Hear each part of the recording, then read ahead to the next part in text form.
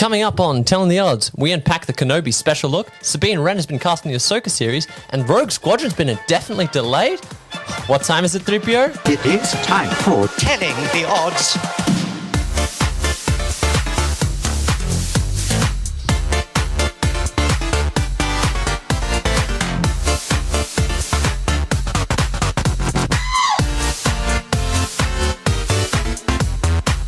Hello everybody, welcome back to Telling the Odds. It is episode 2 of our audio-visual presentation of the podcast.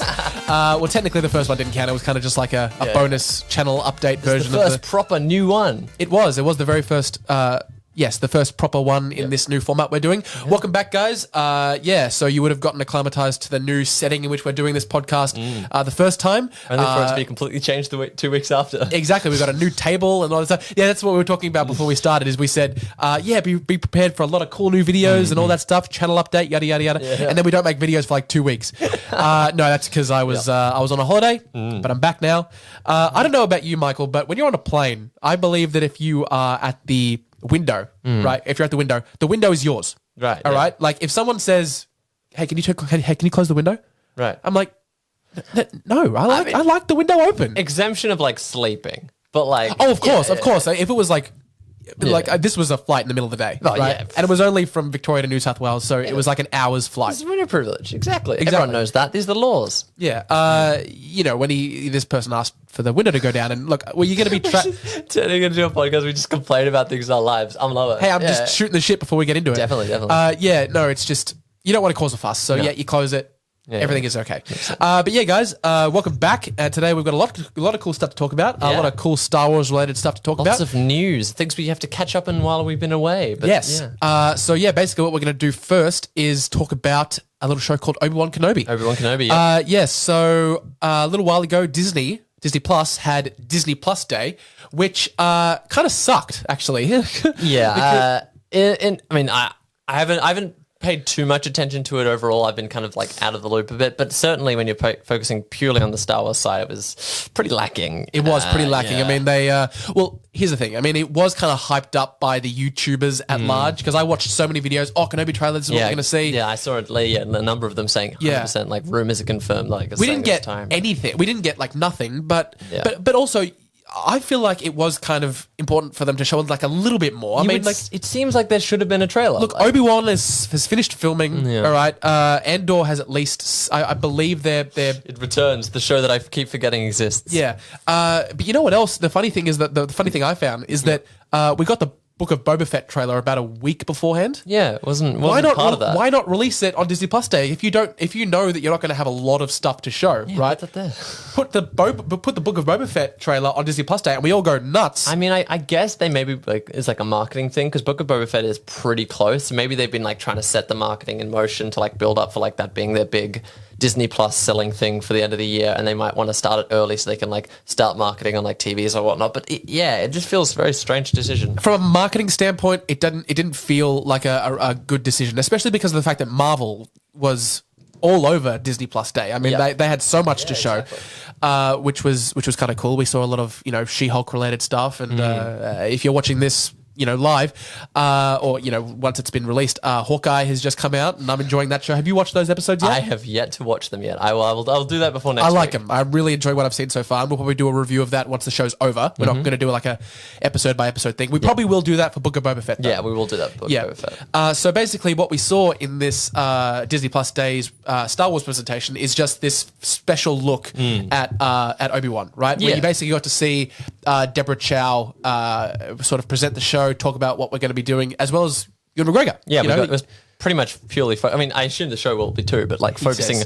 What he says, there's a hunger for this character to come back, and the fans have been waiting long enough. Right. I'm like, Exactly. I feel like this, and as well as presumably the show as well, pretty much focusing entirely on Ewan McGregor as like Kenobi. Like that's the main reason most everyone's interested in it. So I understand why that was like a major focus. But honestly, it seems to me that Obi-Wan has the potential to be the most hyped up and possibly the best Star Wars project since the original trilogy. Exactly. I mean, exactly. It's been the main thing that you and I have been always like saying is our most anticipated thing. Absolutely. Since it was announced, even really before it was announced, this was like, oh yeah, this is something we want to see. I think more we were like originally leaning towards a movie, but I think I'm more excited for a TV show, especially with the direction that Marvel TV versus movies is going. But we'll get to that later. Yeah, especially because Mandalorian has proven that you can have those kind of long form stories. Because if we have them look amazing. Have them look amazing because of the budget that Lucasfilm has. You know, it's because, I mean, we've got now 16 episodes of The Mandalorian, each almost an hour long. So if you think about it, we've got maybe, 14 and a half hours worth of Mandalorian content, which is so much more than any one single movie could provide. Exactly. It's more than a trilogy could provide. Yeah. Yeah. So I'm going to get up some of those images that we can unpack in a minute. So yeah, basically it wasn't quite a trailer, which really sucked, but it was more of just like, talking about like what we can expect, showing some concept art. And again, it's got me more excited for the show. Like after it, I've always been excited, but after seeing this, I'm like, yeah, this is going to be really exciting and really cool. But it would have been nice to see a trailer. It would have been really great to see a trailer. I think we can expect a trailer kind of soonish. Maybe it'll drop with Book of Boba Fett. Maybe it'll coincide with its release. So sorry guys, sorry for the wait. We're just going to get this trailer up so we can have some stuff to reference, and they should be popping up on your screen once we start to talk about them. But we're just going to get them up for ourselves as well. So basically, the first one that we see is like this. It's like this photo of basically Ewan McGregor reimagined as like a half Ewan McGregor, half kind of Alec Guinness. Yeah, white, interesting like kind of how they do that. Kind of like a graying beard. I'm not sure. I don't know if we're exactly sure when this is set, but like certainly early Empire, but not like I don't know if it's going to be 10 years. 10 years. 10 years after Revenge of the Sith. So it's closer to Alec Guinness than it is Obi-Wan. By 1 year, because there's 19 years that he's on that we're about to discover. Okay, so it'll be interesting to see, what they do to make him look. Alec Guinnessy, but I love because I'm loving the look. creature is riding on Phantom Menace. An EOP? Yeah, I think it's an EOP. Yeah, amazing. Piusa. Oh no! Yeah. So obviously he's on Tatooine if he's riding an EOP, which is great because another thing that you hear Ewan McGregor say is he's got this one last mission which is to keep Luke safe. So obviously we're going to see a little bit of that. We saw kind of similar ideas when we saw him in Rebels show up again, like this idea that he's a single focused mind in the desert, like he's here to protect Luke, and like he's not going to let anything get in that way. Yeah, we'll see what happens. Maybe his mission is shifted a little bit if something major happens in the show. That's the thing. I mean, we're going to get into a few more of these stills. Yeah. Some of them don't look so sandy. No, yeah, no, not as such. But yeah, so that's something that I'm looking forward to. Do you think we're going to see a young Luke in this show? Young Luke. Oh, I mean, there was like rumors that there was casting of kids. Like, yes, there was, right? Ago, right? Rumors of a young boy and girl being cast, and we exploded thinking it was Luke and Leia. I mean, so not guaranteed, but like it feels like a missed opportunity to at least not have him in like an off-screen type thing. Like, yeah, maybe I doubt they'll recast like as just like a kid. Like this is Luke now, and he's like a main character in the show. And, or something like that. But I feel like it's almost definitely show up in some point. Like, because we already know that Owen Lars and... Owen and Beru are both coming back. They're both coming back. With their, established actors. So if Luke just never shows up, that'd be a bit awkward. He's just always playing in his room. He's off at the Toshi station. He's off with Biggs and Tag? Tag or Tank? Tag. I think it's Tag. Tag, yeah. It would be cool to see them, I guess. Yeah, better see Biggs. Would it be great if we saw like a 6-year-old Biggs, but he's still got the mustache? I was literally about to make the same joke. Yep. That'd be awesome. 100%. So that's the first shot that we get. And then something that's kind of really intriguing to me is what looks to be a bunch of stormtroopers in a large hall kind of temple-like place. Now, what I think this alludes to is the fact that obviously we've never seen this in the movies, but... the Jedi Temple became the Imperial Palace. Right. So you think this is Coruscant? I think this is Coruscant. Okay. I think this is the reformed Jedi Temple. Yeah. I think that's actually a really good opportunity because previously, of course, everything that was about the Empire and whatnot was filmed and created way before they had any idea what the Clone Wars or whatnot was. Exactly. There were original ideas that Coruscant was potentially going to show up in Return of the Jedi, I think, but that never panned out. Well, technically it shows up in Return of the Jedi, but in the special editions. Yeah, you got me there. I'm just being a smart ass. Yeah, exactly. And so because of that, we've never really had the opportunity to show Coruscant post Empire at all, I think. That's true. No, we haven't. Not even like Rebels? No, you know, the funny thing is that in Colin Trevorrow's version of Rise of was gonna Skywalker be, or in yeah. Duel of the Fates, we would have gone back to a post-Empire Coruscant, which would have been interesting. But no, the only things we've seen of Coruscant are in the prequels. Exactly. And so in that sense, I think that's a great opportunity to like, because we're clearly getting Vader. Be that either Hayden Christensen flashbacks or Force Ghosts or directly Vader. I feel like it's going to be 100% directly Vader is going to be in it. Absolutely, So in that case, Coruscant would be quite likely, I feel like. So yeah, this could potentially be something on Coruscant. That's an interesting Well, that's idea. the thing. That's what I find fascinating is that, you know, obviously if they're doing concept art for something like this, we're going to see this. We're going to see areas like this. Or at least things that are heavily inspired by, For sure. So do you think this could either be like, do you think this is like something that we could see like Darth Vader walking around in? I would think so. I mean, if there are stormtroopers there. Yeah. I mean, it could just be like some like in Mandalorian style side mission. They go find like an Imperial because thing that they fight. But like, I the feel other like alternative is that Obi-Wan is going back to Coruscant. Yeah. And kind of at one point kind of infiltrates this palace for some reason. I don't know if this will be like that kind of show where it's like Obi-Wan going off doing things. I feel like this is going to be a lot more of one story combined. Personally, I feel like it's going to be one more story combined as opposed to like individual stories that link up to one. And in which case, I think it would make more sense that like if we do see the Imperials, it's going to be like combined in like one overarching story personally. Right. In which case it feels like Vader would probably be or at least maybe an Inquisitor or something. And also the Imperial presence on Tatooine, because it's clearly not Sandy, but I mean, it could be like an Imperial presence. I don't know if that would be the case because like they're on, well, you know what? They arrive on Tatooine in A New Hope, but they clearly don't have a presence there. Well, really. that leads us to our next still, because the next piece of art that they show right after the Coruscant-looking stormtrooper infiltrated area is an Inquisitor's ship landing on what looks to be a Tatooine setting. It kind of looks like a Mos Eisley because it's got the domed roofs and stuff. Okay. Here's the question then. Yes. Are they looking for Obi-Wan or are they looking for someone else? Well, I think they might just be hunting Jedi. Because Deborah Chow, because she talks over these, she's a bit, she says, it's not safe to be a Jedi right now. There's Jedi hunters out there, so they're either they're probably just looking for Jedi in general, or they've been tasked by Darth Vader to try and find Obi-Wan Kenobi. Because I feel like, then again, I was going to say Vader doesn't know that he's on there, but when Vader senses Obi-Wan and they meet again, it's on the Death Star. It's not on That's the Tatooine. thing. You know what? It's going to be... We're going to get into this. We're going to get into this because that relates to some of the later stills. Yeah, so much of the plot, I feel like, is going to be like really reading into the lines and scenes of A New Hope and being like, well, what can we get away with? That's already been discussed. We can get away with this? Yeah. Yeah. God, I can't remember what it was. Right, I saw this unpacked in a YouTube video a little while ago, is that there's a moment in Return of the Jedi where... Okay, so, sorry, let's go back a little bit more. Yeah. In Revenge of the Sith, when Obi-Wan fights Anakin, he's not trying to redeem him. No. Right? He's just trying to fight him and kind of kill him. Yeah. You know? So someone took that and then put it in conjunction with a line from Return of the Jedi where Darth Vader says... after Luke says, "Come with me," you know, they're still good in you, all that stuff. Obi-Wan, he says, "Obi-Wan once thought as you do." Right. You know? So it kind of alludes to the idea that, okay, so maybe there was a time a little bit later where Obi-Wan sort of shifted his thinking and tried to bring Anakin back. Yeah. Which would make sense because... when they are fighting, it's pretty much, he views him as dead, like, pretty much. Like, he views him as, like, you were supposed to say, like, you were my brother...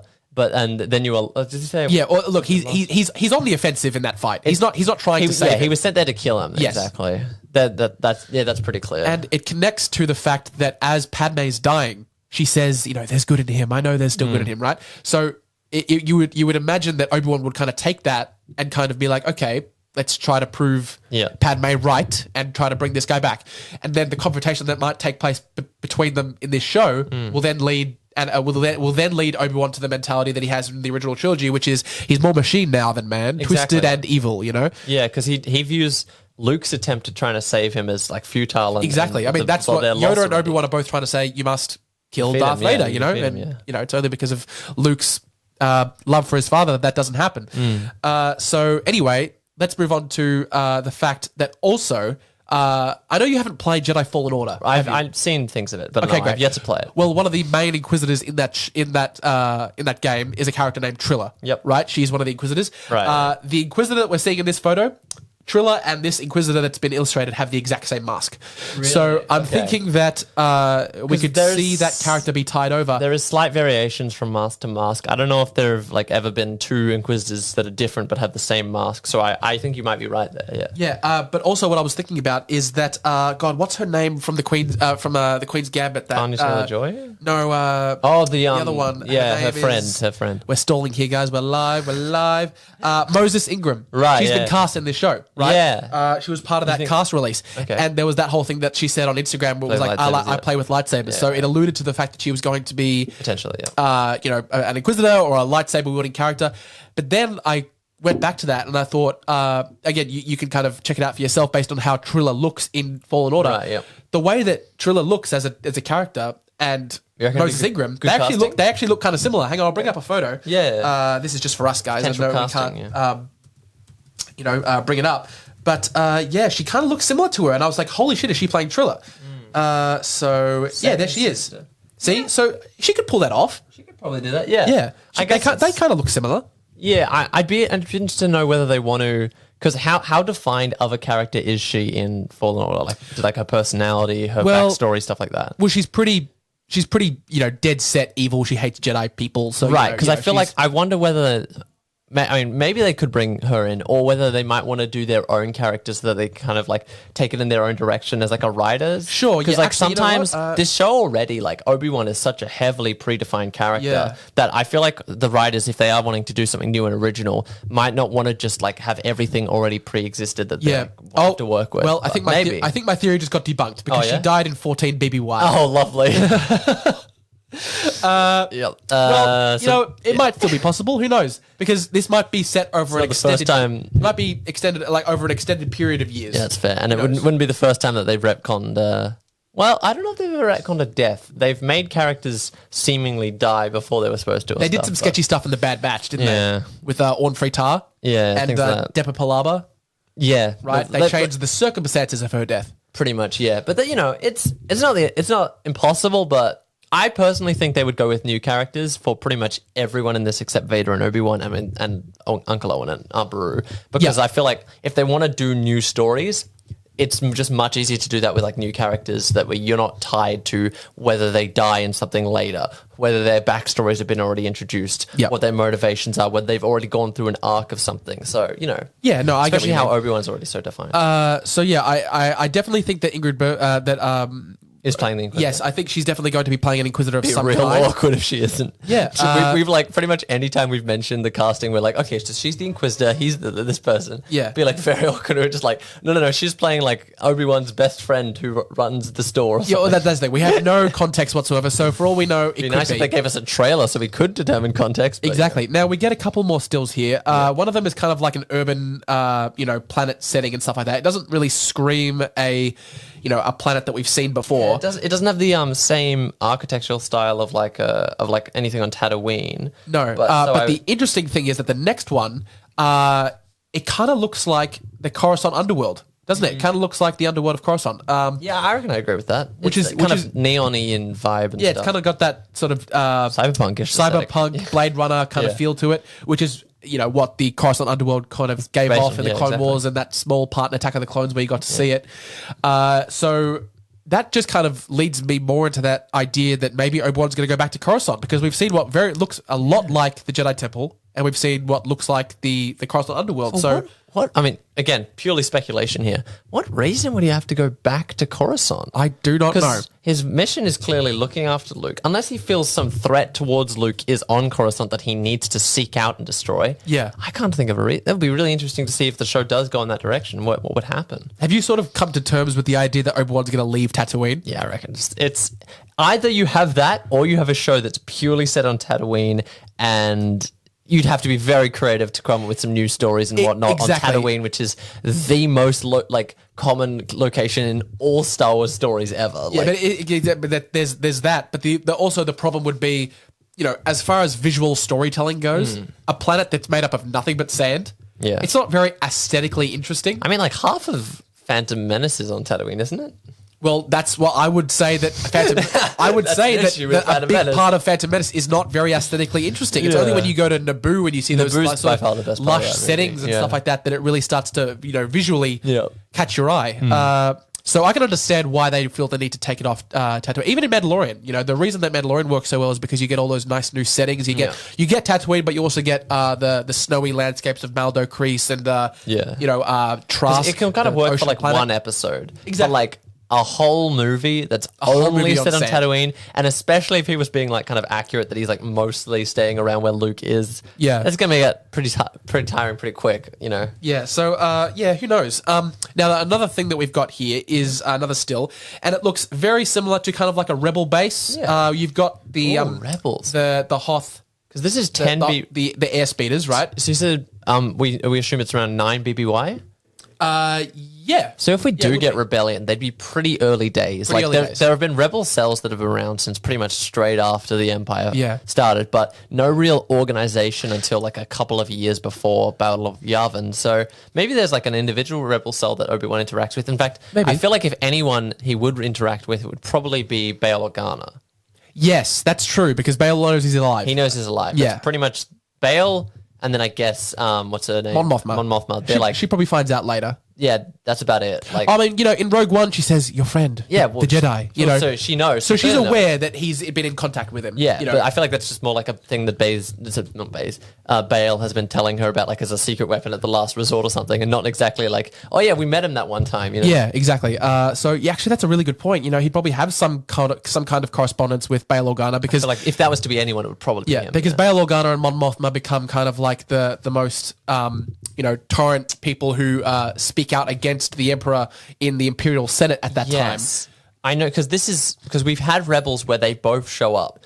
Mon Mothma at this time would have still been a very vocal senator, but not like been ostracized or like not been outed as a number one most that happens person in the galaxy. That happens in season 3 of Rebels. I always forget. There's so much a funny idea that Mon Mothma becomes the number one most wanted person in the galaxy. Like, she's so like funny idea of Mon Mothma being this like nice redheaded woman who's like really nice and sweet becoming the most dangerous criminal. Like, I feel like galaxy. it would make sense to like something like Han Solo or something. I mean, even though he's nowhere near that important, but like just Mon Mothma, just like not Han Solo, not the negotiations, like it's not any like of those really wretched bounty hunters that work for Jabba the Hutt. Nothing. I mean, hey, it's political whatnot's much more important. The Empire doesn't care about crime. That's much more important than they much more care about rebellions. That's true, yeah. But so it looks as though we're going to have some kind of interaction with a rebel alliance of some kind, a rebel cell, what have you, or something like that.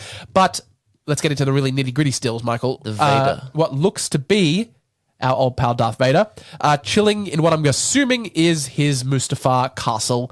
So we're going to get Palps? We're going to get Palps again? Oh, maybe. I'm not sure. So. I mean, because Palpatine. Because Darth Vader, because this is more like legends. I'm not sure how much of this is canon, but the Emperor kind of gave Mustafar as a planet to Darth Vader to kind of have as his kind of personal solitude. Yeah, I guess. So I'm not sure how much interaction he would have with him. In canon, they do mention he resides a lot. I mean, he built a castle there. There's like he's got. I mean, you see it in Rogue One. Yeah, exactly. So even if it didn't give in to him, it's like he's clearly spends a lot of time there to build his dark side, like his hate and pain. I think that's the main reason he does it there, because it's like his tragedy was like he was burnt alive there. That pretty much leads him to the dark side more than anything. So essentially over these stills you get both Ewan and Deborah Chow. Ewan says the most beautiful thing of it all is that it's brought me back together with Hayden, which I love how it warms my soul to hear that. The reception of the prequels, not necessarily in their quality, but in like the love and appreciation for that era of the movies, has completely shifted, and I'm all for it. Like fine wine. Yeah, the prequels are aging like fine wine. Well, the prequels are aging like a bit of stinky cheese, like they're not. There's bits of it that aren't good, but like I don't know where I'm going with this metaphor. But it's still tasty. Yeah, like blue cheese. Yeah, exactly. It gets a bit moldy in spots, but it's going to be a nice treat anyway. But it's better than when it started. Sure, I guess. I don't know where we're going with this analogy. I'll think of a different one later, and we'll edit it in post. The sequels, though, are aging like milk. So, the sequels as an experience aging like milk. I think. Yeah. Again, how does this always divulge into us talking about sequels? But I think it's like Yeah, the general reception, especially the notion of like, were they necessary? I think over time is starting to get a bit less and less, even if, you know, not everyone hates all the films. Yeah, exactly. Well, I'm sure we'll have some more discussion about that at a later date. Yeah. But anyway, so yeah, let's get back to Vader. So Deborah Chow also says we couldn't not tell this story. Wait, was that right? Without No, it. we couldn't tell this story. I know how to speak words. We couldn't tell this story without Hayden Christensen and Darth Vader. Yeah. So that's an interesting thing because we definitely know that Darth Vader is looking for Obi-Wan at this time. I mean, their destinies are so intertwined. Like, Obi-Wan was the one who basically, well, not created Vader, but created Vader as we know him. Like, yes. Just like they were at the battle. And then Vader was the one who killed Obi-Wan. So they pretty much like are the creators and destroyers of each other. Yeah. The masters, like it. Their destinies are so intertwined that a story with Obi-Wan without Anakin in some form would feel wrong. Like, have we ever gotten a story with Obi-Wan that didn't feature Anakin or Vader in some form? Not really. I mean, we've got Maybe individual Clone Wars episodes. in Clone Wars, we got episodes that were Anakin and not Obi-Wan. No, we got some with like but him rarely helping like Mandalorians and whatnot. But rarely like, Obi-Wan and not Anakin. Yeah. Oh, there's that. Yes, you're right. There's that episode on Mandalore where it's Duchess Satine's first episode. Yeah, stuff where like that. where But, like, they're individual Pre-Vizsla stories. makes his first appearance. But in terms of like the grand like major parts for his character, I feel like if you include Clone Wars, that is quite major for his character. But like set aside, they're like so intertwined that it wouldn't really make sense to tell such an important like story about Obi-Wan without having Vader be like a looming figure in his either his past or his future. So. Yeah, and that's another kind of like grey area that they can work into as far as the dialogue in A New Hope, because there's that moment where Darth Vader says, you know, I sense something, a presence I've not felt since, and he doesn't. He doesn't. Not said since 9 years ago. It would have been funny if it was just like a presence I've not felt since. The Obi-Wan Kenobi series on Disney Plus. It's just streaming now on Disney Plus. All right. The presence I've not felt since, and the Imperial officer goes, since when, sir? And he's like, you'll have to wait 50 years to find out. No. You know how they keep doing edits of A New Hope and whatnot, like McClunky and whatnot? Next edit, when Obi-Wan Kenobi series drops, I'm 100% down for them to edit over A New Hope, him saying, a presence I have not felt since Obi-Wan Kenobi series streaming now on Disney Plus. Look to the camera. That's what I want. Absolutely. 100%. I would be down for that. That's Why the new not? change. Yeah. I'm hoping that this is laughter, the soundbite I'm about to play. Yeah, let's go. That's applause. I meant to do laughter, but it still works. Let's go. Yeah. It still works.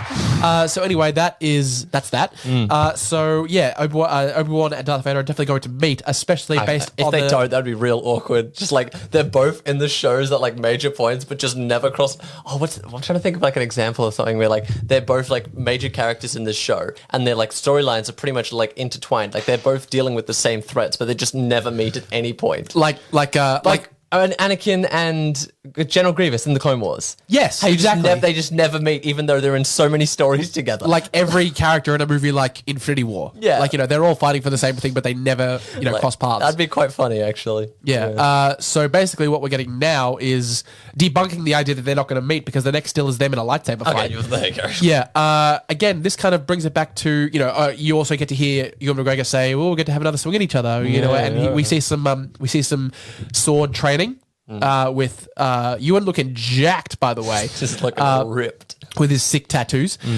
So he's clearly fighting and training for a lightsaber based set piece that we're going to We see. get some old man combat. Whether it be through one of these Inquisitors or with Darth Vader. It's like an entire trope in like movies or whatnot recently of old man does like major fight scenes but is old. So it's like basically Logan, things like that. Oh yeah, that's true. That's like a whole trope. And Logan, I guess like John Wick kind of, what's another example? I don't know. There's like a whole like genre of that, like old men, but they're like still competent so much. It's like quite fun. Yeah. So this still kind of, you can't really tell where it is because the entire place looks like it's on fire.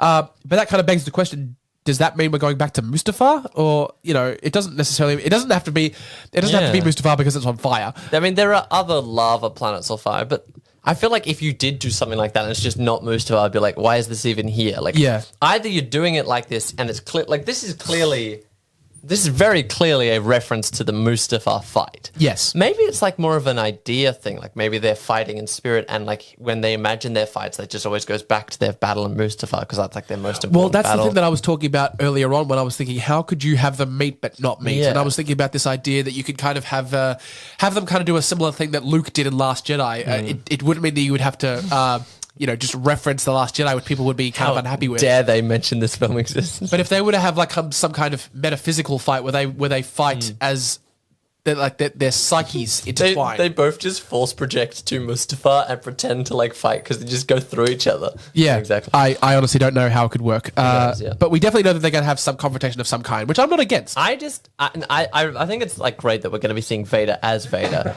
I feel like it would be such a missed opportunity if we didn't get some flashback to Clone Wars era, like Hayden Christensen, Obi-Wan. Like that would be such a cool. Yeah, surely we're going to see Clone Wars again, especially like now having had the Clone Wars TV series and getting those actors back. That would be such a cool I think we're absolutely going to see flashbacks. We're absolutely going to see flashbacks, which means we're probably going to see both Ewan and Hayden in their Clone Wars garbs. Be cool to see Rex as well. That'd be fun. That'd be kind of cool. Yeah, that might has he relate. been confirmed for anything? That might relate to a later conversation we're about to have. Yeah, exactly. But so those are the stills in their entirety, I believe. So again, not a full trailer. It would have been lovely to have a trailer. We'd have more to talk about, but like. Still, this is getting us very excited for the show that we've already pretty much been at the top of our excitement list. So. Yeah, pretty much. Except for Andor. We're all very excited for Andor and whatever that will be. Yeah. So I think that before we go, we should just get Obi-Wan's opinion on it, right, Michael? Obi-Wan, what do you think? What's your opinion? Hello there. Thank you. Fascinating. Anything else you want to say? Hello there. There you go. Still not an opinion. Yep. All right. So let's get on to our next story. Yep. So basically what we're going to talk about now is another sequel. Series is what I meant to say. Future Disney Plus Star Wars television experience. Yes. And that is Ahsoka. Yes. Ahsoka Tano's you say our second limited series. Our second most anticipated show? Yeah. It's I guess Mandalorian. It's there in there for me. Yeah. Definitely. So that's very good. And more news, you say? Yes. Because we've been receiving like various casting rumors and then confirmations and then rumor confirmations for the past couple of months now. But this is another big one. Right? Yes. Yeah. Okay, guys. So our next bit of news is regarding the Ahsoka series. Probably our second most anticipated show next to Kenobi. I would think so. It's a little bit of news and a quote related to its production, actually. But anyway, we have an official casting for Sabine Wren. Yes, who is probably the major character out of the two that have already been cast. Like the other one, we're like speculating who's it going to be. Was probably going to be the Sabine Wren casting. Yeah, exactly. So. This conversation is going to be mostly about Star Wars Rebels. So if you haven't seen that show, you might not have a bit of context. You can just skip forward. There are time codes in the description. Yeah. Natasha Liu Bodizio. And I apologize if I'm not saying that name right. I can't say I've actually seen anything that this actress has been in. I briefly searched up beforehand as well. I don't think I've seen anything. She's Australian though, that's kind of cool. Represent. Homegrown representative in the Star Wars universe. Added to the list of Australian characters in Star Wars with the Klieg. The entire production of the prequels. Yeah, well, I was about to say like the cut senator from that one scene. Yeah, an Aboriginal Australian who was in Star Wars but got cut out. There's probably like a major person we're not thinking of. But anyway, we're not going to talk about the actual casting itself as much as we are going to talk about what it means for the show itself, as well as reading the quote from Dave Filoni in regards to the Ahsoka series God itself. Of Star Wars himself. Yes, exactly. The much beloved Dave Filoni, definitely I think to be the greatest creative voice in Lucasfilm right now. So basically, he said in regards to the production of the show, the fact that we're getting to tell more stories with Ahsoka in live action, he says, it's thrilling, I got to tell you. It's something you imagine doing for a long time, and then it's kind of startling when you're sitting there, and now you have to do it. And I have thought of this adventure for Ahsoka for a long time, and it's interesting to see how it's evolved. Years ago, I would never have imagined that it was sprung from a branch of a tree that had anything to do with a guy like Din Djarin or a child that looks like Yoda. It's a great lesson for me on how, when you have other creatives like Jon Favreau, they can help lend such dimension and depth to what you're doing. He's just full of wisdom, this guy. I love him to bits. That is such an interesting idea, though. Like that he like it's a story he wants to tell about Ahsoka, but it's had so many things along the way. Like Ahsoka was a character introduced from from the movie, but like the TV show, Yeah. The Clone Wars, who has then been introduced to other characters through Star Wars Rebels, who will be brought into this, and then reintroduced pretty much as this version of her that we're aware of in like The Mandalorian. Like she's gone a long way to like get to this point. Like it'd be like strange if you came in like first thing ever watching Star Wars, be like Ahsoka, you'd be like, okay, so there's a lot of backstory here I'm missing. That's true. Yeah. It's interesting. You know, I mean, like, let's get into kind of the this as well as what it means for Sabine. Yeah. So the fact that Sabine's coming along in this show, it's pretty clear. This is the search for Ezra. In the same way that Rebels kept like kind of tying off a number of like Clone Wars. Actually, I guess Bad Batch as well, but like tying off a bunch of Clone Wars arcs that weren't quite finished. This is very clearly like tying off the Rebels arcs that weren't finished. So. Yes, exactly. It's the cliffhanger that we were left on when that show ended. It's Ahsoka's journey to find both Thrawn and Ezra, which was also set up in Mandalorian when she's fighting the Magistrate on that planet. Where's Thrawn? Yeah, exactly. Where's Grand Admiral Thrawn? So that's interesting. So obviously Sabine and Ahsoka are kind of looking for her, or maybe Ahsoka's on this kind of trip by herself, and now that she's got this information, whatever the Magistrate told her in the Mandalorian, because we didn't see that conversation take place, maybe she'll go back to wherever Sabine is hanging out and enlist her help in finding him. An interesting thing about that is that the idea that if Sabine is still around, she is a Mandalorian, and she's very much tied to like the Mandalorian arcs that have been in the past, like with the from who was in the Mandalorian? What's her name? Din Djarin? Bo-Katan. Bo-Katan. Like, yes. So and I've always assumed. I mean, I feel like the direction the Mandalorian's been going is that we're going to be learning more about the backstory of what's been happening on Mandalore, like the Purge, and now that we have the Darksabers back into the fold of it, how Bo-Katan it's all kind of setting that up, isn't it? But if Sabine's here, it's like, is she going to be more going into like the Ezra side of the story? Is she going to be brought back in The Mandalorian for what's been happening in Mandalore, or is that going to be a disconnected thing? I wonder. It could be in both, you know. I mean, she did decide to give up the Darksaber to Bo-Katan. That's the thing. She's wielded the Darksaber. She's kind of out. Maybe she's more. She's wielded the Darksaber for a while. Yeah, as invested in the fight for Mandalore as someone like Bo-Katan does. Yeah, I mean, based on the stuff that was happening towards the end of the second season of Mandalorian, they're definitely setting up that the third season of that show is going to have a lot to do with the legacy of Mandalore, kind of getting that planet back and stuff like that. Because the entire reason that Bo-Katan agrees to help Din Djarin get back Grogu at the end of that show is because of the fact that Din Djarin promises to, in return, help her retake Mandalore. Exactly. So that's most likely what season 3 is going to be about. And it would give a lot. Did Gideon die? No, Moff Gideon didn't die. Is he just captured? A prisoner, I assume. Something like that. Because Cara Dune knocks him the shit out. And he's basically just unconscious for the entire time that Luke is there. You don't really think about that, do you? While that conversation is just going on, Moff Gideon's just on the floor. Unconscious. So that's definitely what season 3 of Mandalorian is going to be about, or at least I think so. And because you're right, Sabine's lineage has so much to do with that part of the Star Wars lore that I think it would be a really missed opportunity if she didn't show up. So I guess we don't know whether. Was the assumption always going to be that this was like concurrent with the next season of The Mandalorian, or this is going to be beforehand or after? Like, I wonder what's From what I can tell, it's going to be set very soon after what we saw of Ahsoka in that show. Right, because I feel like when they were first announced, we were kind of under the assumption that this, Mandalorian 3 and Rangers of the New Republic were going to be like all like around the same time, all linking into each other, kind of CW Arrowverse style. Oh yeah, which would be. I hope not. But have you watched those shows? Yes. Enough of them to have an opinion. Yes, I still watch them. Oh, that's a hot take. Yeah, it's kind of like a Stockholm syndrome. I've kind of fallen in love with my prisoner. Yeah, they're really really rough, but I'm invested. I've been invested for like 5 years now. Too deep in. So I'm in until I'm in until bust. Right, but I guess we'll talk about that later. But Rangers of the New Republic doesn't look like it's happening now. No, we're going to get into that in a minute because it relates to it relates to our last news story that we're going to talk about. Yep. But yeah, so that's how it could tie into The Mandalorian. Yeah. The good thing is that Sabine's character has an opportunity for those kinds of stories, both with regards to Mandalorian, as well as her more personal journey of the relationship she has with Ezra. I guess it's the idea of her past and her future, because like she's still got these loose ends she needs to tie up with like Ezra, and then like her past with the Rebel, with Phoenix Squadron, but also her future as a Mandalorian and like the direction of like bring Mandalorian into the new age and where we see how it's been after all these years. Like, I guess it would be interesting to see the dynamic between them. It definitely would. Like her loyalty to the rebellion and her family or to her culture in the Mandalore. That's true,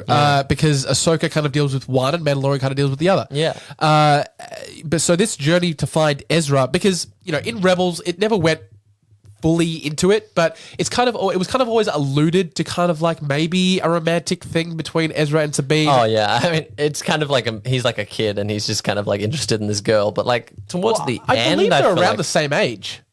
Are they? I think she's just a couple of years old. Hang on, I'm going to check. Keep talking. Yeah, I think he's.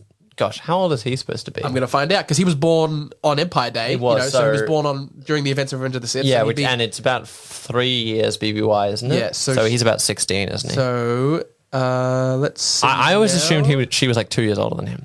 She is 2 years older than him. Yeah. She's born 21 BBY. Right, So yeah. she is 2 years older than him. So there's not much of a difference. No, but they were kind of building up a potential romantic interest. I feel like, I don't know if she was ever interested. It was more just kind of like a him thing. I don't know if later episodes they had anything. It became more mutual, especially in the last episode, because there's a moment where Ezra kind of goes off to do his thing, and Sabine and him kind of have like this kind of unspoken thing between I've them. only ever seen the final episodes of Rebels once, so I don't remember too much. I think I've seen it twice. Yeah. Because I watched it like ages after it came out. It was like quite a delay for me. Yeah. So, yeah, okay. I'm happy they're just picking up this end because it, to a certain extent, I really like Rebels, but it did kind of feel like it ended all of a sudden, especially the final episodes of the final season. Like, yeah, I guess so. Like Thrawn was brought into it, but then like it's like, oh, he's gone. I liked how they tied up Kanan's arc. I think his arc was like purely perfectly handled. It's fantastic. Like, didn't need to be any longer. Didn't need to be, like it was well done. And I like how Hera's got a future in the rebellion. But yeah, it did always kind of feel like because that was a loose end that it was never tied off. Like Ezra, he's off. Ahsoka was brought back. Like the World Between Worlds, we don't really still have. I don't know if that's ever showed up since that's appeared. It hasn't. So yeah, it did kind of feel like a bit of a sudden end that we like has not been properly and satisfyingly resolved yet. So I'm glad that we are potentially seeing a lot of that brought into the Ahsoka series, which, I mean, makes sense because she was such a major part of that story as well. Absolutely. So Sabine is showing up in the Ahsoka series. Is there a chance that we could possibly see a Vanessa Marshall playing Hera in live action? That'd be good. Because that would be awesome. I feel like that's not as, like, that's like, Sabine, once they announced like Thrawn and Ezra, Sabine was always going to be there. Yeah. Hera, I don't know if it's 100%, like maybe potentially a cameo because she's kind of... What's she off doing at the moment? So she's been in the rebellion. So, Yes. I mean, at the end of the show, we see that she's got a kid and... Jason, yeah. Yeah, but she's shown up a number of times in different things towards the rebellion. Like in Rogue One, she's mentioned. There's a couple of stories saying that she's in the Battle of the Death Star, in Battle of Endor. And she's in Star Wars Squadrons. Yep. And that's the reason that I'd love to see. Is that post Endor? That takes place, I believe, between episodes 4 and 5. Oh, yeah. okay. I could be wrong. But correct me in the comments. So she's been clearly very involved in the Empire. Sorry, even the Empire. In the rebellion. In the rebellion. However, the rebellion's transitioned to the New Republic. So I guess we have no idea, unless that I can think of where she would be post-Empire in the new Mandalorian era. I guess that's what we're calling it now. Yeah. So yeah, I'd love to see her back, because she's like a mother to Ezra. Yeah. Yeah, which is kind of awesome. And They're a family. yeah, they are. They are a family. And the good thing about the fact that we could possibly see Vanessa Marshall back as Hera is that she's played her literally because she did the motion capture for Star Wars Squadrons, and she looks great in that show, in that if there's game. If there's pretty much any made, like we've done this a number of times, but speculating which voiced characters could come back as their characters. I mean, always Lars Mikkelsen was always going to be the top, but like Hera would 100% work. Yeah, because we're quite sure that we've got Mena Massoud as Ezra from Aladdin as Ezra. He played it. Natasha Liu Bedizo as Sabine Wren, and I'd love to see Vanessa back as Hera. Could we see Zeb? Could we see Zeb? That would be good. That would be good. What's the actor? Chopper, surely. What's the actor's name for Zeb? Zeb. He's a well-known voice actor. He is. Like, keep talking. I'm gonna But get it up. Tied to that, how great would it be in like some sort of flashback or Force Ghost or something? Freddie Prinze Jr. I don't know why I find it so funny. Maybe Freddie Prinze Jr. back as Kanan? Yeah, maybe it's just because he voiced like Steve Bloom. Steve Bloom, yeah, Steve Bloom. Very popular voice actor. He'd be very great to come back. He'd be good to come back. But how funny! Just I don't know about Freddie Prinze Jr. Maybe it was just from Bad Batch, like seeing him voice the young version. A 40-year-old person voicing like teenager. Something about it was so funny. That was so funny when I heard it. I'm like, they didn't alter his voice at all. Nothing. I found better edits of that on YouTube, and it was better because of it. It was. So basically, that's basically what we're talking about as far as Ahsoka goes. Not, like, news of casting has been done a number of times, but the potential story ramifications of what this means of this character being cast is very exciting for what we're especially because I'm a massive fan of Rebels and the characters that are introduced. So the fact that we're going to see them in live action is very exciting. The more I look back on Rebels, the more I do remember so fondly like that era that era of Star Wars in general, but like those characters and that thing. Like, not every episode's perfect, but that show it's pretty rough early on. But that show's just it. I feel like that was such a really interesting perspective of Star Wars and like the idea of this family of a rebellion. Like, I really want to see these characters more. And I really enjoy a lot of Rebels. It's not a better show than Clone Wars, but I think it's a great show. It has a lot of potential. I think the first season of Rebels is more consistent than the first season of Clone Wars, but you know what? I'd agree. I'd almost agree. I think they have this. Some rough episodes in season 1 of Clone Wars. It's kind of like Obi-Wan and Ahsoka, the shows. I put them there and there as far as how good Clone Wars season 1 and Rebel season 1 are. I think it's easy to like Clone Wars because they're established characters. They were already established characters. In Rebels, these were completely new people. And a lot of people didn't like the animation style. Which got easier to swallow a bit later on. A lot of people don't like the animation style of season 1 of Rebels, but the animation style is around Clone Wars, but it's just janky and choppy, and they just weren't ready yet. I actually watched the Clone Wars movie recently. Oh, the Clone Wars movie, because that's basically just like the pilot for the show, and it's probably the animation-wise is the worst animation of is them. so bad in that movie. Real bad. It's really bad. Obi-Wan's facial expressions just do there's not work. There's a moment where he talks to Yoda and then turns around and starts walking away. There's a part where he goes, well, if I'm to make a deal with Jabba the Hutt, I best be on my way, or something like that, right? Yeah. He turns. It's so robotic the way he moves. It's honestly incredible. Amazing. He turns to Yoda and goes, "Hello there." Yes. Well, we should do a watch of that sometime and just like, I mean, it would be fun to rewatch that film with like Rodder. That'd be true. All of that. But, Stinky. Yeah. Yeah, that's his nickname. Yeah, but just like to point out all the animation things, that'd be a fun little watch. It would be. Okay, so is there anything else? Anything else you wanted to say as far as the Ahsoka news? I think we covered it pretty thoroughly. I mean, there'll be more as more news and more comes out, and as we get more anticipated for the show. But overall, would you want to see Tamara Morrison as a live action Captain Rex? That's a good question. I would lose my mind to see that. It would be exciting.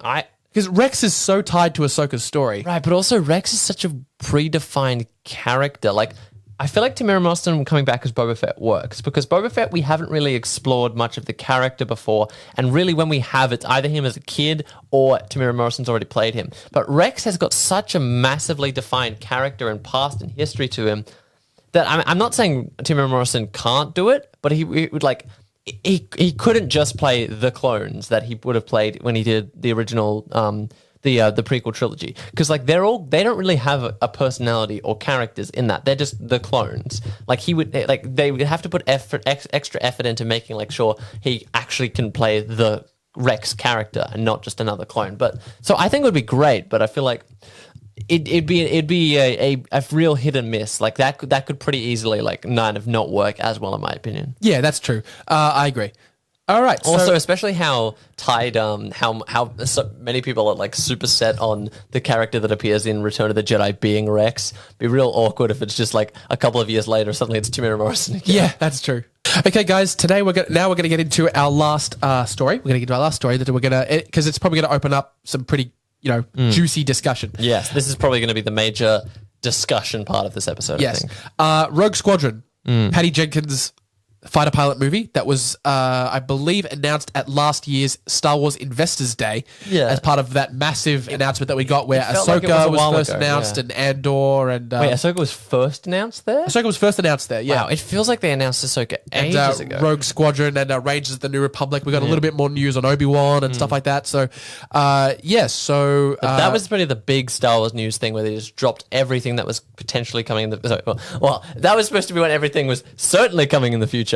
Retroactively, we say potentially coming because... Yeah, well, that's the thing. We're getting into that now. I think it was about 2 to 3 weeks ago, it was said that the movie was going to be delayed. Yeah. Because of the fact that there were scheduling conflicts with Patty Jenkins, the director. Patty Jenkins is known for directing Wonder Woman 1 and 2, as well as Monster with Charlize Theron.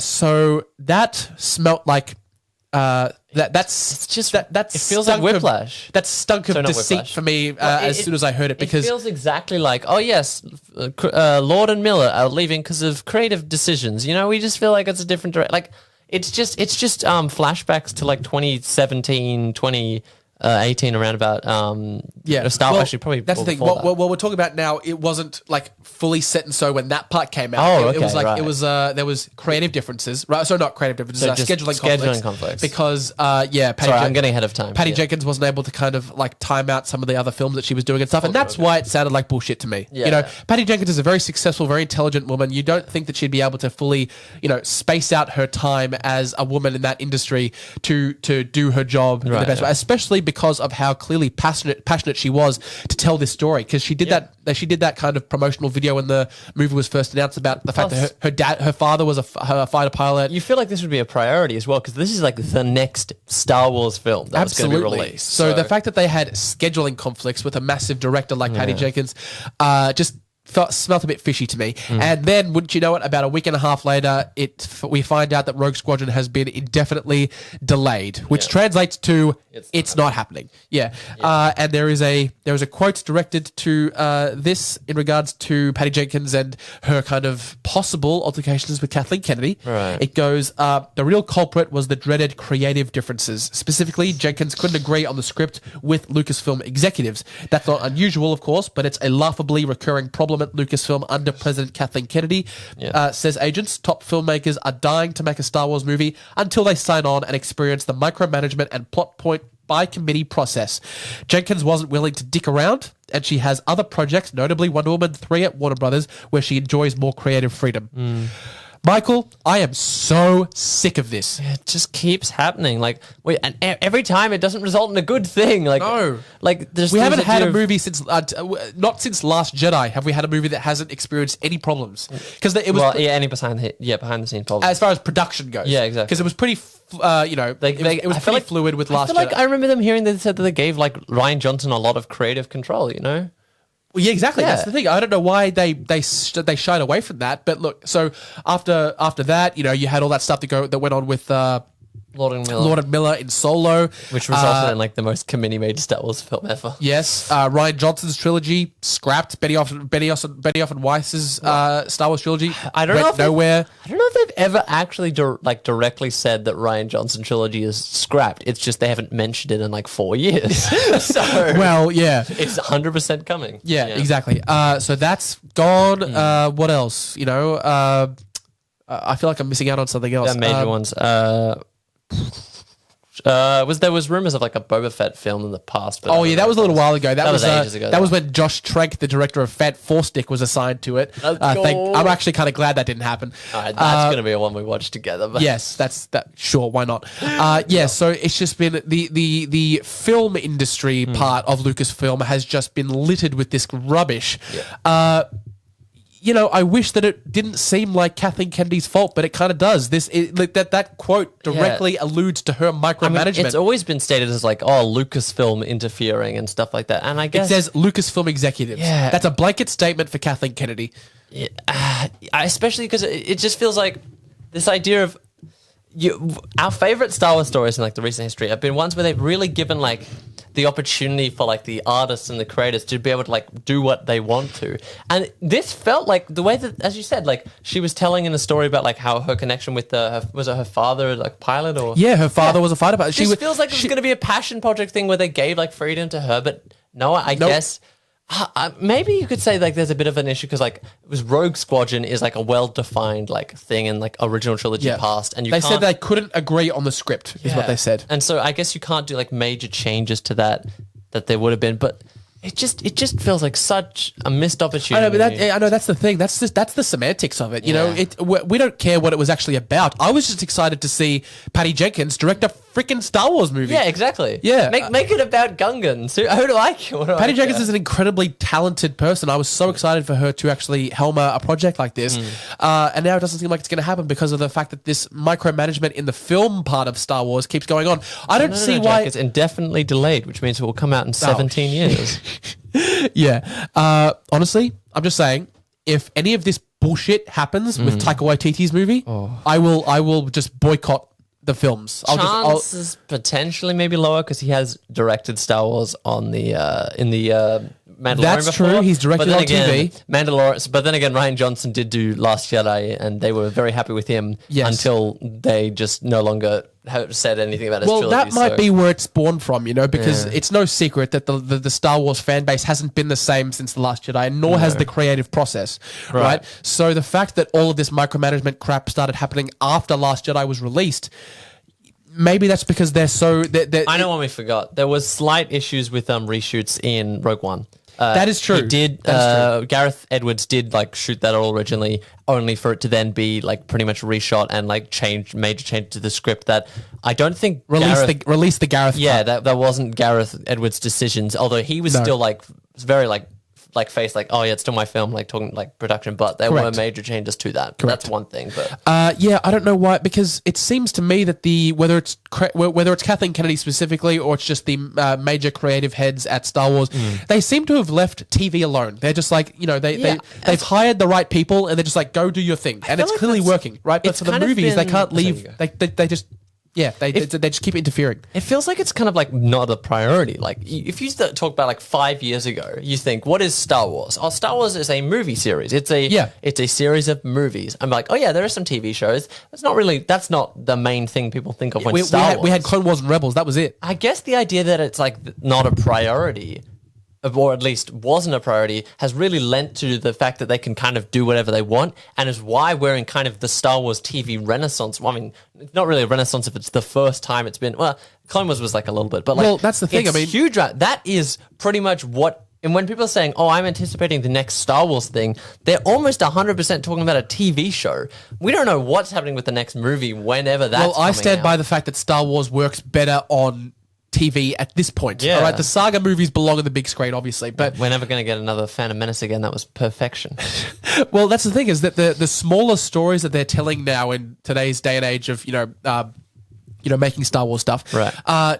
I think TV is a much better medium because you get so much more time to tell stories and stuff like that. I feel the movies need to be bigger stories, and you can't tell them about the Skywalker saga. I feel like you probably couldn't even have after Return of the Jedi. You can't tell Skywalker saga. But they decided them to do them anyway. But that's done. Let's hope it's done now. You kind of want the movies to be big things, but you can't also have anything really in Star Wars be bigger than the Skywalker saga. So it's kind of in a weird limbo where they're either going to be smaller stories, which work better in TV, or it's going to be something new that's going to has to be big, in which case, why, it's not Star Wars if it's not really the Skywalker saga, if it's they're trying to do a big thing. Or you just continue the Skywalker saga, which we've seen just does not work if you don't do it properly. So I think you're right. I think TV in the current state of Star Wars has just been more successful and is more interesting in the direction it's currently going. Yeah, because the state that we're in right now as far as Star Wars storytelling goes is they're creating tinier, smaller stories. Yeah, more self-contained. Set in different eras, different time periods. Set in or around the chronology that we know, which is why I'm excited for a show like Acolyte, because that's going to go back quite a while. That would be an interesting show, Even that, nothing. I just want to get back to this whole. We discussed Disney Plus Day a little bit earlier, but nothing for. I wasn't expecting a trailer or anything, but at least maybe a release date, maybe some casting news. Nothing, not a damn thing. Yes, I mean, I feel like they've announced a bunch of different things, and it's potential in the future. I don't know whether they mentioned directly the order they would be coming out. I know Marvel, whenever they do it, they generally have a timeline of what's coming out when. Yes. I feel like this was just kind of here are all of these things very vaguely. So many of them were we're in early production phase. Not even have we not cast yet. We've barely even started scripts. I feel like that was the idea, with really only maybe Kenobi was a fair bit along the way. Ahsoka might have been early, but maybe. So, but in that sense, it's so far down the line that I forgot what I was saying. It's okay. We were talking about Acolyte. Yeah. So that it's this because they're so early on, and whatnot. It doesn't feel like it's not planned. It's they don't really. I feel like they don't know how they're going to go yet. Like, there's clearly Patty Jenkins had the creative differences and has decided to, or it's been indefinitely delayed. Exactly. Well, based on what it sounds like, because they mentioned the script, right? Yeah. What I'm thinking is that she was developing a script, you know, something that was related to her own experiences and the stories that her father would have told her and that kind of thing, you know. And the Lucasfilm micromanagers would have come in and tweaked it all, and she wouldn't have been okay with that, and understandably so, you know. Exactly. And that because we've hardly received anything here. Like Book of Boba Fett's the next thing coming out and whatnot, and then Kenobi after that, but. It does kind of feel like, aside from the TV, which is going in a direction, I don't know if Lucasfilm knows what direction they want to be going with film-wise after this, because it's like they feel the movies are more important right now, right? Also, which they're not. But I don't believe they are. Even with that, like the anthologies previously connected to like the sequel trilogy were always kind of like tie-overs, like in between your wait for The Last Jedi or in between your wait for Rise of Skywalker, you would have like these little like these kind of side stories that you would tell. The TV shows are clearly able to fill that gap now. Like, I personally think that when The Mandalorian season 1 was... I think 1 was coming out when Rise of Skywalker was, like, that was more interesting to me than Rise of Skywalker, but that's kind of filling that itch of, like, Star Wars stories aside from while waiting for the big films. But the films that we were expecting, the Patty Jenkins one of Rogue Squadron, sounded really cool, but nothing, like, super exciting. Yeah. Taika Waititi sounds like a great opportunity, but I doubt that's going to be the next cinematic epic. Like... Yeah, I feel like the movies are in such a weird place now that I don't even know if Lucasfilm knows the direction they're going to be going. I wouldn't mind not seeing a Star Wars movie for a little while because we're going to be so tied over with the shows, but it honestly feels like the behavior as far as micromanagement and the Lucasfilm interactions with the people who make those stories come to life it's almost like an attitude of, oh, we don't really care about the show, so just do whatever you want. They'll be... How they are, and they end up. If it ain't broke, don't fix it. That's working, and they end up being the most loved parts of Star Wars right now. And then they put so much effort into making sure the movies turn out right, even though they're making things worse. Because they've always been high priority in terms of like the canon or what's allowed, the stories that they're allowed to tell. Like I know in like a number of years ago, like there was kind of always an issue of if something appears in the movies, like majorly, they weren't allowed to tell stories on it. But if things like only barely appear, they were allowed to tell stories, which kind of led to a weird like phenomenon where like I know leading up to The Last Jedi there were a bunch of like Phasma comic books and characters coming out, we're like, okay, this is leading to like a major character who's going to be in it,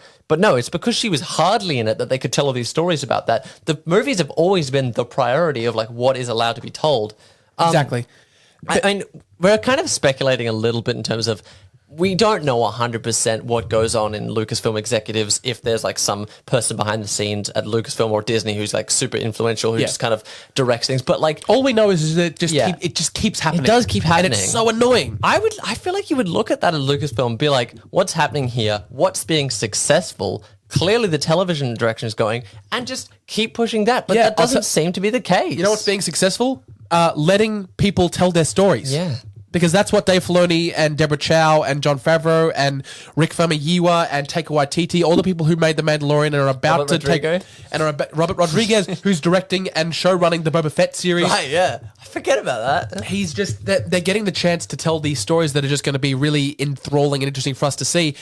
And clearly that's working, so I don't know why they can't employ that for the movies. And and this also maybe relates to something that we're talking about now, because Kathleen Kennedy's contract has been re-signed for another 3 years. So she's not going anywhere. No.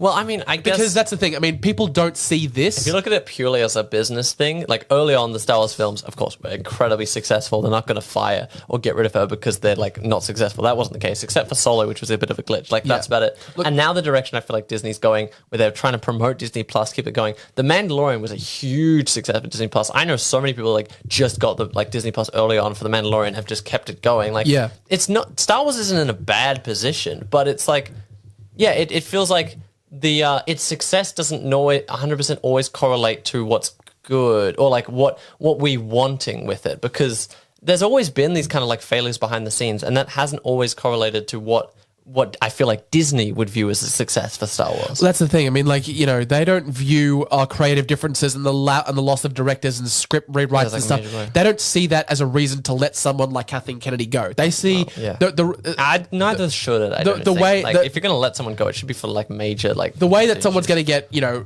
removed is if the movies don't do well. Yeah. And the thing is, regardless of what you think of Last Jedi and Rise of Skywalker and stuff like that, those movies made $1 billion. Yeah, only Solo was the only time there was a potential flop, and I think that was just, a number of factors, but because creative heads and the people who do the hiring and stuff like that, they don't look at all the stuff that goes on beforehand. They look at the stuff that goes on after, and if they like what they see, the people who are in charge are going to stick around. Yeah. And regardless of what you think about Rise of Skywalker and all that stuff, they made a lot of money, which means that Kathleen, when we see box office numbers, Kathleen Kennedy sees job security. I do at least like the fact. I don't agree with that, but it's the case. I do. I am happy though that after the Rise of Skywalker, there has been a break because they still made a billion. Pretty much the most universally agreed, that people dislike it. Even Phantom Menace at the time that came out, people were like, yeah, that's all right. And then later we're like, maybe not. Pretty much everyone who came out of Rise of Skywalker, there probably were some people were like, this is kind of shit. So I understand. I understand that there is that idea that they took the time and we're not going to immediately make more Star Wars films. That's good. There needed to be a break. Yeah. There needed to be a focus shift to television or something else because it just was not working towards the end. Rise of Skywalker had a number of reasons and things just that it just did not result in a good Star Wars experience, in my opinion. So even though it made a lot of money, I'm surprised. I feel like it would make sense that, they make $1 billion, let's make another one. It's kind of the mentality of trashy films. It's they're terrible. People keep watching them. Let's just keep making them. Yeah. I'm happy that they haven't gone in that direction, that we don't just get progressively worse and worse and worse Star Wars films each year to the point where our podcast is we don't like Star Wars anymore, but we're still going to talk about it. That would suck. The shows power our podcast right now. Pretty much. Yeah. To be fair, content has never really been the thing we needed to keep going. We can pump this podcast out just with a complete barren of content. We can milk this cow until it is dry.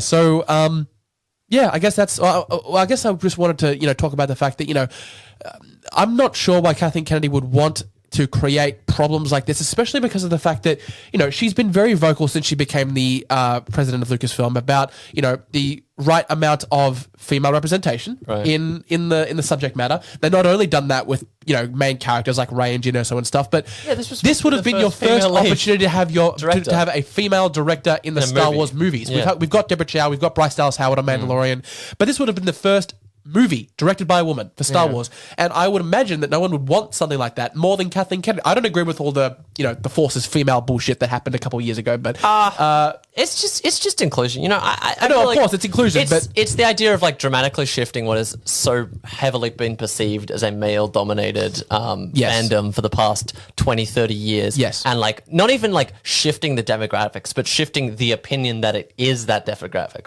If you were to come out as a Star Wars fan, super heavily into it, and to the point of being a Star Wars nerd, but not being the major male in your 30s or 40s or whatever that you are now. I guess that there's a demographic shift, but that's different to what this is. I feel the upshot of it is that if you want really great inclusive representation, not only in the movies but in the creative voices behind people who are making the films, in the creative process, then no one could do that better than a director like Kathleen Kennedy because... not Kathleen Kennedy, Patty Jenkins. Yeah, because right now, she's probably the most well-known female director. It wasn't even a controversial decision, I feel like. Even the people who are get these... No, I was so excited to see Patty Jenkins. Patty Jenkins is a universally, pretty much... that was a pretty well-received decision, I feel like. I love Wonder Woman. It's a great movie. Wonder Woman 1984, I didn't like at all. I haven't seen the sequel. Yeah, but... regardless of what your thoughts on the movies themselves are, they are beautifully made and they look great. And that's because she's a fantastic director. Yeah. So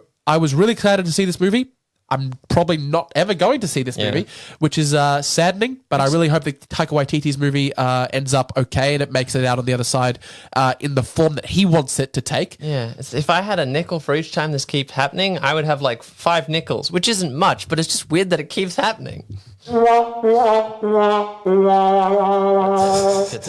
was aiming for the laughter, but got the trombone instead.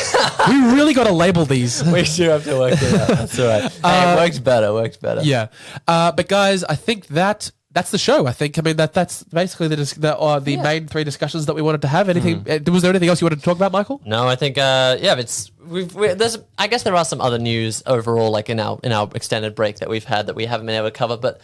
Overall, we're excited to keep going forward now, and we're very close to the Book of Boba Fett. I'm very excited Some for of the that. news has been a little bit disheartening to be a Star Wars fan. Like, again, like there are a lot of shows. We didn't even mention potentially what's been happening with Rangers of the New Republic. Rangers, like... Yeah, I'm not even sure that. I'm not even sure if that show's happening anymore. Because I think but that wasn't because of creative differences. I think that because of the fact that what they were going it was to do. heavily implied it was going to be a Cara Dune-led one. Yes, that's true. And But, like, obviously Gina that's Carano's kind not of- involved anymore. That's been just kind of like subtly in the background, kind of like they're no longer mentioning that as upcoming or stuff like. I don't know. There was a little a little bit of time quite a while ago now where they said that they were basically just going to rework the show and replace Cara Dune with Harrison Dula. Right. Well, which that was a rumor though. I don't think that was ever. No, that was never correct. confirmed, but it was just a rumor. Yeah, but like It's something I would love to see, but I'm not sure if we ever will. Yeah, so there's sometimes disheartening news. But hey, the fact that Book of Boba Fett's coming out soon, and again, like after, is it next year that there's 3 shows? Mando 3, Obi Wan Kenobi, Possibly 4, Ahsoka, right? Andor? And Andor. 4? If so, next year's going to be packed for Star Wars content. So Yes. it's going to be fun, fun Absolutely. doing the podcast proper with all this new content coming out. Yes, exactly.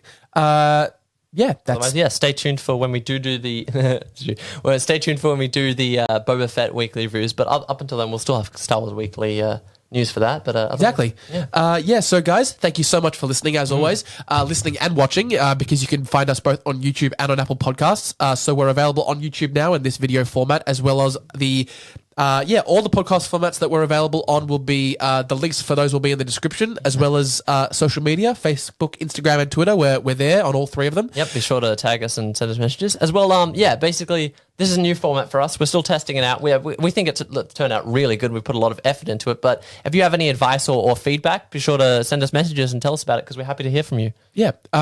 And that's about it. Michael, anything else to say? No, I think it's I'm not gonna do it. I'm not gonna stay Star Wars. Stay Star Warsy? I'm not gonna do it. All right. He's threatening to get a soundboard of Stay Star Warsy. I'm not letting him. I really want to put Stay Star Warsy on the soundboard. I think I might be outvoted because everything here is a mutual decision. It needs to be unanimous between 2. So yeah. But yeah, guys, make sure to subscribe to the YouTube channel, leave a comment, leave a like. Make sure you check out all our other videos in regards to just movie reviews and stuff like that. I've got a lot of great movie reviews coming your way because I saw a lot of movies before I went on my trip. Ooh, yes. That I have not yet got to review. There's a lot of great movies that I'm very excited to talk to you guys about.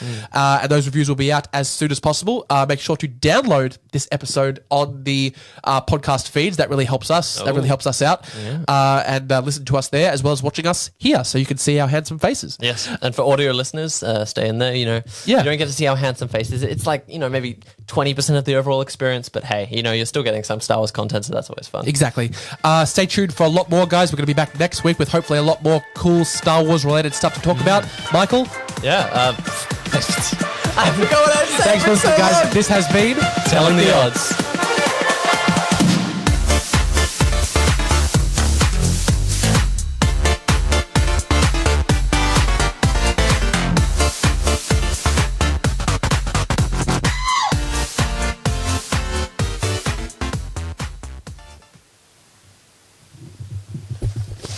Should we fade into